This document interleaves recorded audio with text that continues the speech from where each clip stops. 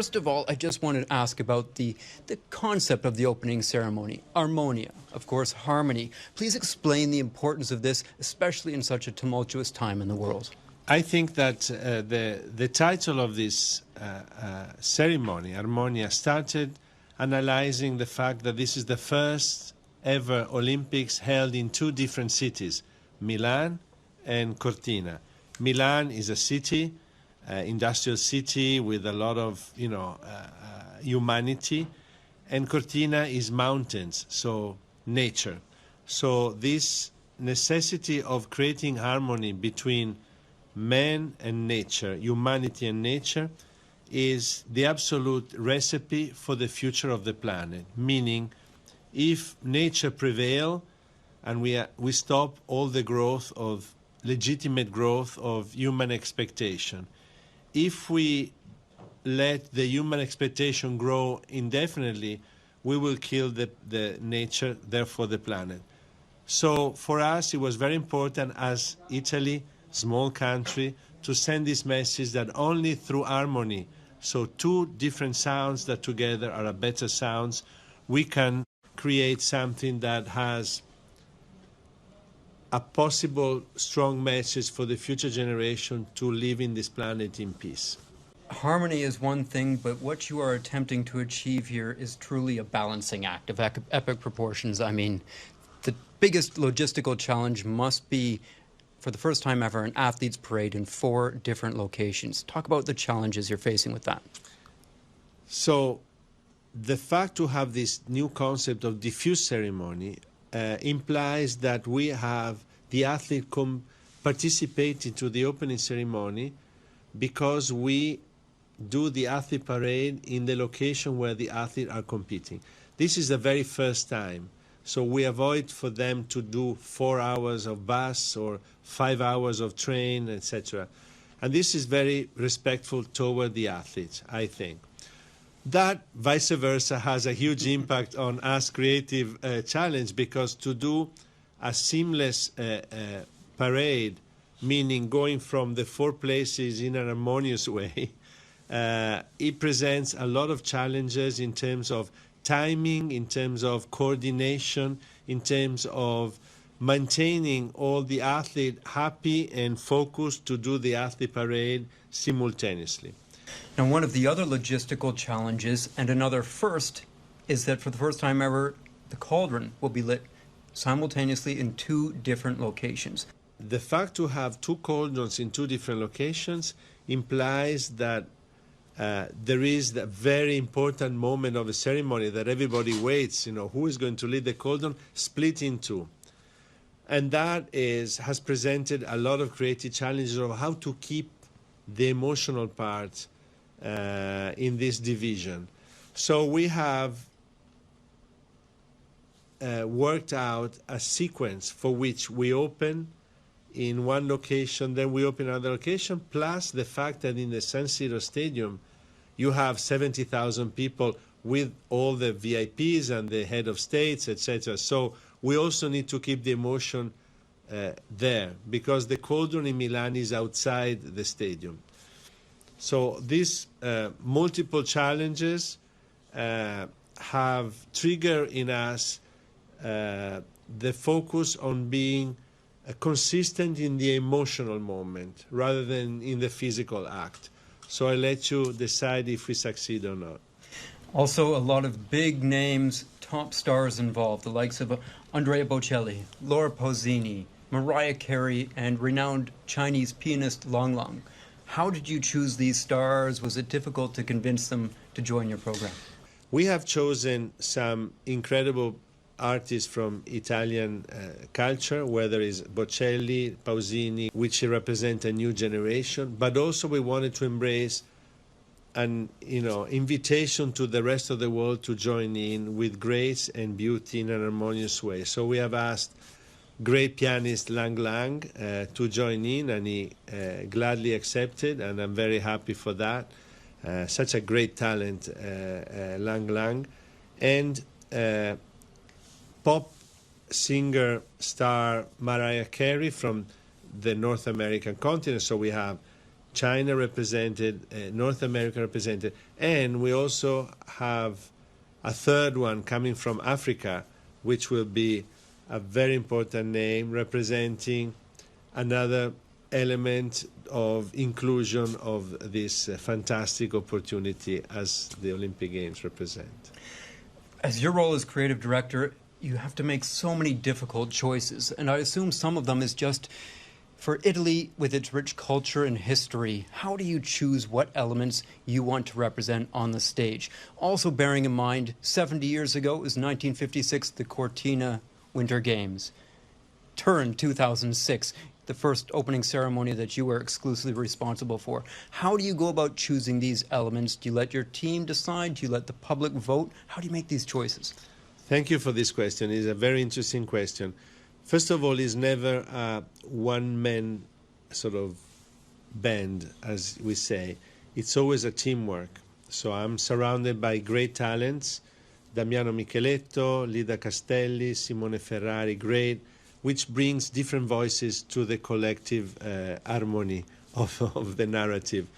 And when you analyze what was the Olympics in '56 in Cortina, it was a simple sequence of protocol acts.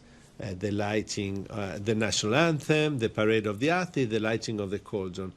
And now you have this monster sort of celebration of humanity that is an Olympic ceremony. So to me, it's always a beautiful dive into a new chapter or a new baby in a way. And that's why when they ask me, which is your favorite? I don't have a favorite. Every time is a beautiful moment in life with different. Of course, 2026 is a complicated moment for the planet. That's why we have focused more on certain topics, which is, representing peace in a very strong way as the celebrating Olympic truce in a very strong way, because the world demands that. While, for example, when I was directing the Rio 2016 opening ceremony, sustainability and the Amazon forest was a very important topic. So every era has a new goal, a new message, a new narrative, and so that's what it makes unique and beautiful, the journey of creating an Olympic ceremony. Now, this will be your record 16th Olympic ceremony. No person has ever done more. Can you talk a bit about just the evolution of the importance of these ceremonies, opening and closing ceremonies, the way you've seen it evolve? You mentioned obviously Cortina, 1956, the first one that was televised, first opening ceremony that was televised. The evolution, not just in the value of importance of opening ceremonies, but the way you go about conveying that message to the public. I've been lucky enough to participate with various roles to 16 relevant roles, to 16 opening and closing and Paralympic open and closing ceremonies. And that is something, a journey that in a way is also the evolution of the planet, sort of the sentiment of the planet. When I did Torino 2006, there was no social media. Imagine how now in 2026 people are aware of social media, how important are the comments that filters through social media. So to me it's very important to be aware of where we are, but not to be distracted by technology, sort of fascination, but is always focusing on what is the key message to deliver given the moment of the planet where we are. And so, to your point, I think that the Olympics in general is the only recurrent event that is owned by everybody. Everybody feels represented by that. And so it's such a beautiful honor and in a way a responsibility to carry out the creativity, because for me personally, the Olympics opening ceremony narrative is never to provoke or divide, is always to welcome and to have everybody join in unity. You mentioned technology there, and I'd be remiss in not asking about this because in recent years we've seen an increased amount of technology displayed during opening and closing ceremonies.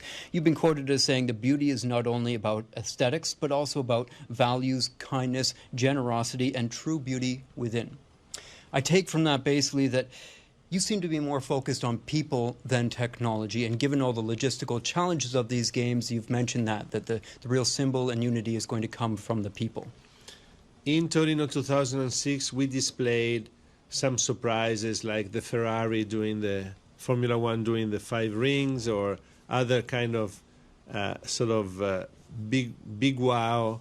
This time around, we felt compelled to celebrate humanity in the more simple and direct way. So we think that technology is supporting us, of course, and in the evolution of the world that is essential. But we really wanted to make a statement about how important human beings are and how important the human values are for the future of this planet, and don't allow to be fascinated only by the big technical new media, but to embrace the core of the human being values, and this is very important for me. You've often spoken about the value and importance of symbols. For any ceremony of any kind, I think you have one unifying, one element that goes through it that people are going to remember down the line. They remember all these little bits and pieces, but you have that one thing that people share from all cultures and backgrounds. So what is that one symbol that you're hoping to get across here that people a decade from now will look back and say, Milano Cortina 2026, it was that? Well, it's difficult for me to say which segment is best than the other one. For sure, we put a lot of effort in developing a new concept of the cauldron, meaning that the cauldron is not just an object with fire, but is an experience to be felt and to be seen. I invite everyone, even if it's Friday night, to be at 3 a.m. and watching this statement of peace and humanity and Italian fantasia. I think it's worth it, and it's our small message to the world to be united for a better planet. Mr. Balich, perfect way to end it. Thank you so much. Thank you. Thank you.